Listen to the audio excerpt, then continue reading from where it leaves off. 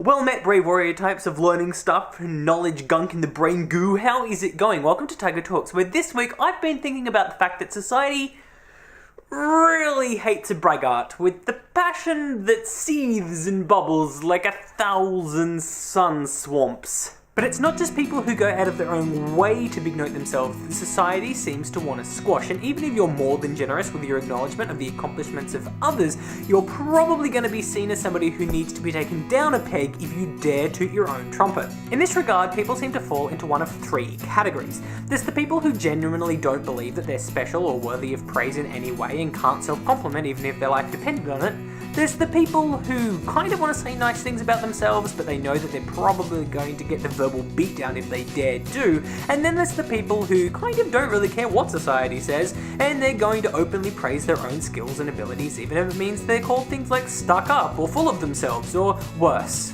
I think though that what is the most frustrating thing about this whole situation is that it is so easy to look at somebody and go, oh my god, you are great. It is so easy to see somebody else's positive qualities and what they're excellent at and to tell them those things.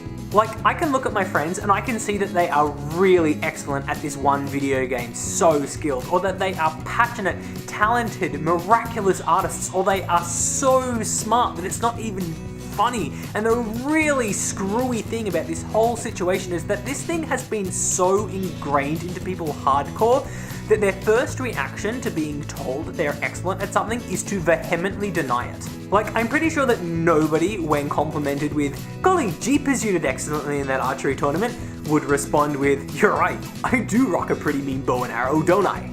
And I'm pretty sure that if they did respond in that way, they would never, ever be complimented again.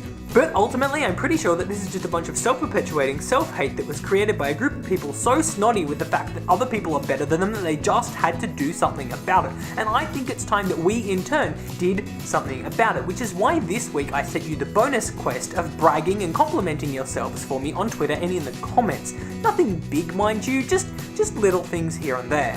In doing this, I discovered two things, and thing number one is that people are more likely to big note or compliment themselves if they're afforded relative anonymity, such as on Twitter over Facebook. Thing number two is that you guys are really interesting. Seriously, in honor of how much you guys rock, I want to close off this video by reading to you some of the more creative or interesting responses to the question. But before I do, I need you to promise me one thing, and this is possibly the most pretentious thing I have ever said in the history of forever, but I want you to take control of your awesomeness, take charge of it, own it, because it is pretty much all that you've got at the end of the day. So what you need to do for me is at least once a day say something, just tiny little thing nice about yourself. Take pride in what you've done and own it. Do it publicly, do it privately, I don't care, but just say something nice about yourself or your day every day. And now the list of things that you guys are amazing at. You are great and have bragged to me about the fact that you are great at sprinting, crazy feats of double-jointed madness, swirly straw shenanigans, I don't know what it means, but I am keen, snark, GMing, game concepts, playing video games, your incredible pain threshold, sharpening knives, eating so many chicken nuggets. This specific person ate 50 chicken nuggets in one sitting, which must be a record. Texting using proper grammar whilst walking, which is equally as impressive because how do you not run into things? Shaking your eyes back and forth, waggling your eyebrows, herding sheep, which is a very practical life skill, unusual arty type stuff, table tennis. Just the list goes on, and I was so impressed.